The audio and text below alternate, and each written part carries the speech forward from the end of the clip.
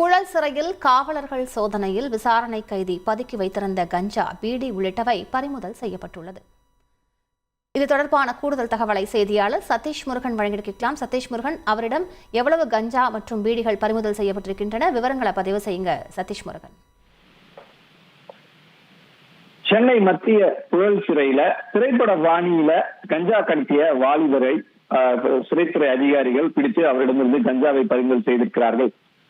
சென்னை புழல் சிறையை பொறுத்தவரையில 3 பிரிவுகளாக சிறைகள் இருக்கிறது. 4000 கைதிகள் இங்கே தங்க வைக்கப்பட்டிருக்கிறார்கள். கைதிகளாக விசாரணை கைதியாகவும் தண்டனை கைதிகளாகவும் இருந்து வருகின்றனர்.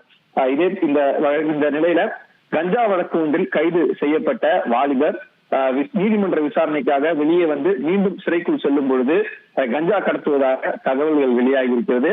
இது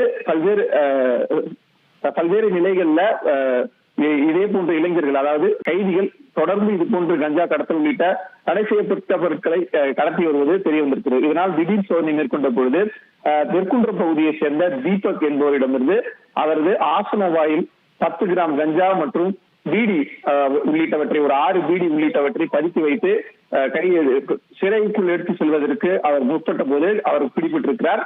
அவரிடமிருந்து அந்த கஞ்சா பறிமுதல் செய்யப்பட்டு இதற்கு தனியாக அவர் மீது வழக்கு பதிவு செய்யப்பட்டிருக்கிறது. புழல் சிறையை பொறுத்தவரையில தொடர்ந்து இது போன்று தடை செய்யப்பட்ட பொருட்களுக்கு பல்வேறு கட்டுப்பாடுகள் விதிக்கப்பட்டும் கண்காணிக்கப்பட்டு வரும் நிலையில கைதிகள் ஒரு சிலர் தொடர்ந்து இது போன்ற சம்பவங்களில் ஈடுபட்டு வருவதும் அவ்வப்போது நடைபெற்று வருவதாக சிறைத்துறை தரவில் தெரிவிக்கப்பட்டிருக்கிறது.